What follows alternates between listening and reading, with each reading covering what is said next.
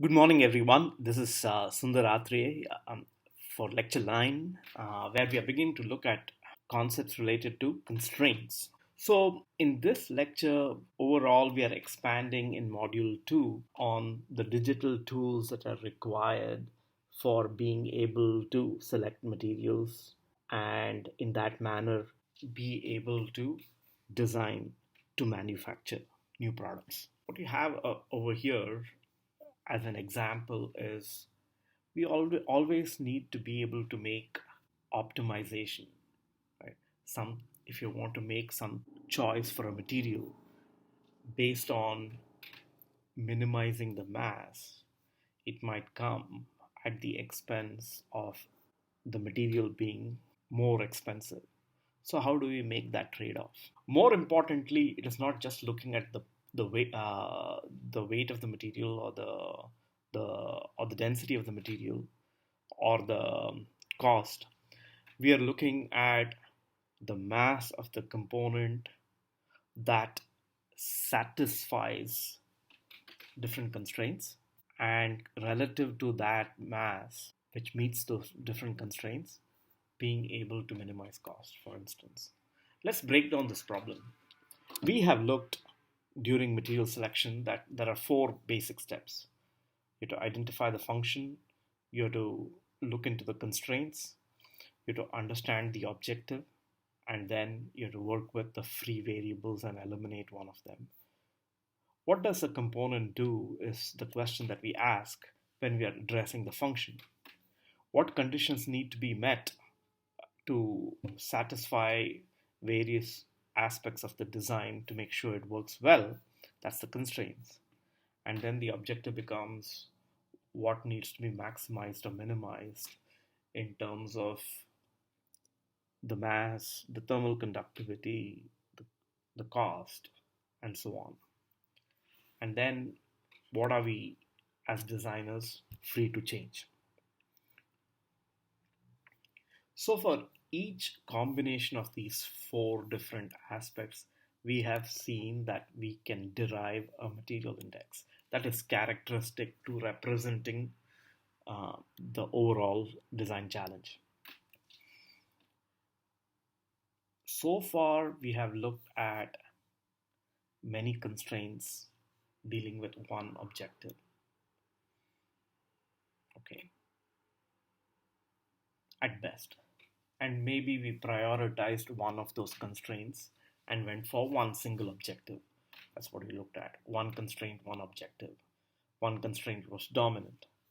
But mostly we could have more than one constraint. For instance, stiffness and strength need to be specified. How do we deal with that situation? Then you might also be able to not only minimize mass but also minimize cost, for instance. So how do we deal with many constraints and then two objectives? And then finally, in terms of the more complicated scenario where you not only have a lot of constraints, you have two or more objectives. Okay.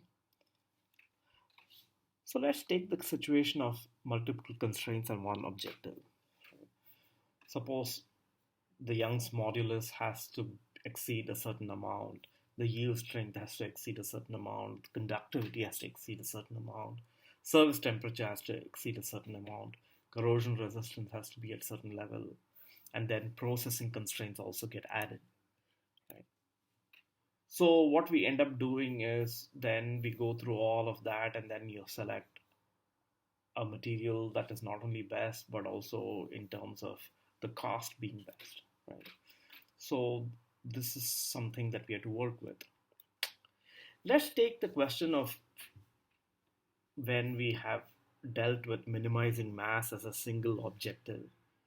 And previously we have looked at either a stiffness constraint, okay, where S is a stiffness, or a strength constraint where you know the failure strength is specified. These can be represented in terms of, in the first case, the product of the Young's modulus and the area divided by the length, where length is fixed and A is a free variable, let's say. Alternatively, the strength can be yield strength times area when that is the constraint that you're worried about. So accordingly, we can substitute for A into this main equation over here and rearrange terms to get a mass that meets the stiffness constraint for a given material combination which has a density rho and a modulus E, okay, for a specified S and a specified L. Alternatively, to meet the strength constraint, we are dealing with another computation for a mass based on a specified L, a specified F, which is a collapse load, or for the same material, the density would remain the same, but the yield strength would be different, right?